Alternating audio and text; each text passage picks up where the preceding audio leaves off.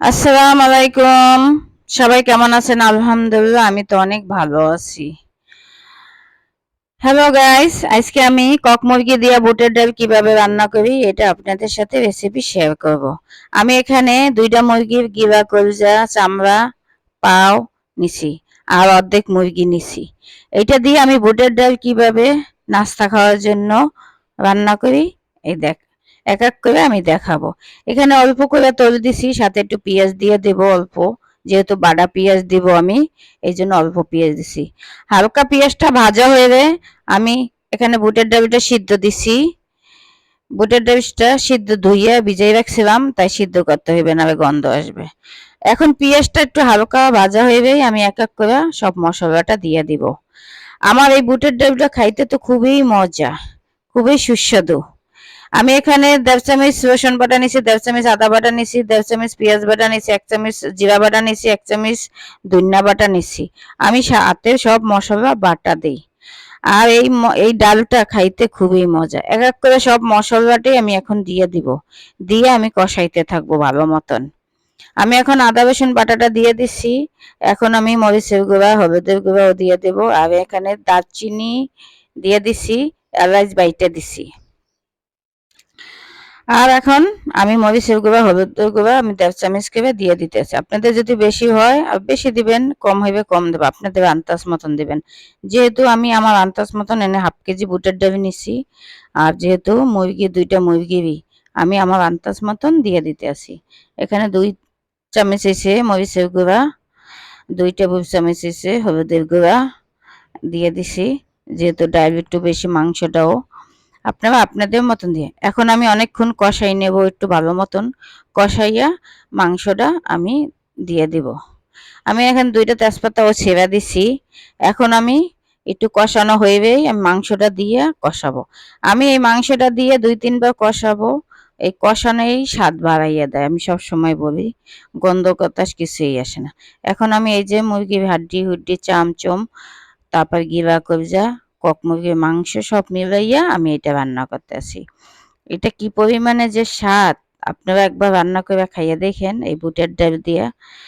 আমি যেভাবে রান্না করতেছি এইভাবেই ফলো করে রান্না করবেন, দেখবেন স্বাদ দ্বিগুণ বাড়াই দিতেছে।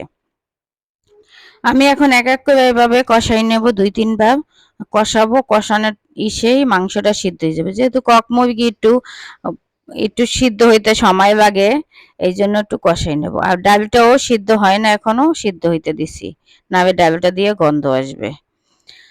আমি এভাবে কষাই নেব 2-3 বার পানি দিয়ে। এই দেখেন কষানো হয়ে যাইতে আছে। আবার একটু কষাই নেব, যত কষাইতে পারবো অত সিদ্ধও হইবে, খাইতেও স্বাদ লাগবে। কষানো হইবে, তারপর ডালটা দিয়ে আবার কষাই নেব। আপনাদের যদি আমার এই রেসিপিটা ভালো লাগে, লাইক কমেন্ট করতে বলবেনই না, ফলো দিতে। আর কি পরিমাণে যে স্বাদ এইটা দিয়া, নান রুটি, পরাটা, সাদা রুটি সবকিছু দিয়েই এই ডালটা খুবই ভালো লাগে। ভাত দিয়েও আপনারা খাইতে পারেন, যে ভাতের সাথে পছন্দ করেন, কিন্তু রুটি, পরাটা, নান রুটি এটা দিয়েই মজা, খুবই মজা এই ডালটা।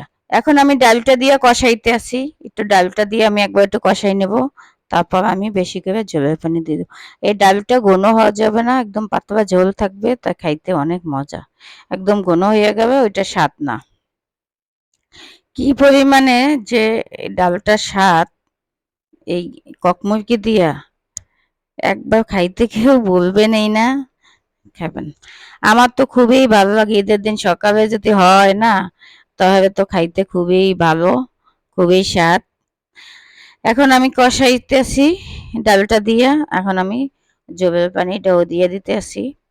এখন টমেটো দিয়ে দিব একটু, টমেটোটা দ্বিগুণ স্বাদ বাড়াই দেয়। টমেটোটা দিয়ে একটু বলক আসবে, সিদ্ধ আসবে, তারপর কাঁচামরিচটা দিয়ে দিতে আসি। কাঁচামরিচটা দেওয়ার কতক্ষণ পরে তারপরে এসে আমি ওই আমার হাতে শাহি মশলাটা দিয়ে দেব, তারপর ধনিয়া পাতা কুচি দিয়ে দেব, তারপর আমার ডালটা হয়ে যাবে। ডালটা খাইতে অনেক স্বাদ। আপনারা আমাকে ফলো করে, যারা নতুন ভাইয়ারা আপুরা আছেন, যারা না পারেন, তারা এইভাবে খাইয়ে দেখবেন। গরুর মাংসের চেয়ে ওই কক মুরগিটা দিয়ে খুবই মজা। বিশ্বাস না হয় একবার রান্না করে খাবেন, আর ভালো লাগবে। লাইক কমেন্ট করতে ভুলবেনই না। আমার ডালটা এই তো হয়ে গেছে। এখন আমি হাতে শাহি মশলাটা দিয়ে দেব, দিয়ে ধনিয়া পাতা দিয়ে দেব।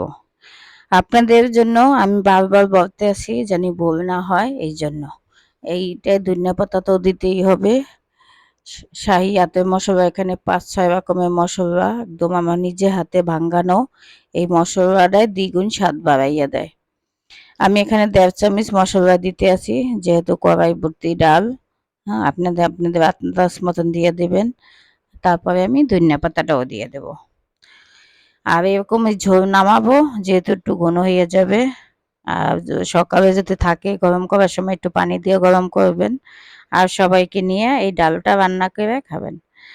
দেখেন ডালটা যেমন দেখতে সুন্দর, খাইতে তো আরো দ্বিগুণ স্বাদ ছিল। যাই হোক, আমার ডালটা কেমন হয়েছে লাইক কমেন্ট করতে ভুলবেন না আমার প্রিয় ভাই বোনরা। আপনারা আমার পাশে থাকবেন, আমাকে সাপোর্ট দিবেন আর কমেন্টে জানাবেন আমার ডালটা কেমন হইব। আপনাদের ভালো লাগে যদি, তাহলে আমাদের শেয়ার দিবেন, লাইক দিবেন, কমেন্ট করবেন। আর ডালটা আমার এখানেই আমার হয়ে গেছে। এখন আমি এখানেই দেখাবো। এইভাবে আপনারা রান্না করে খাবেন। আপনাদের জন্য আমার দোয়া ভালোবাসা। যে যেখানে আছেন, প্রবাসী ভাই বোন যে যেখানে আছেন, হেফাজতে থাকেন, ভালো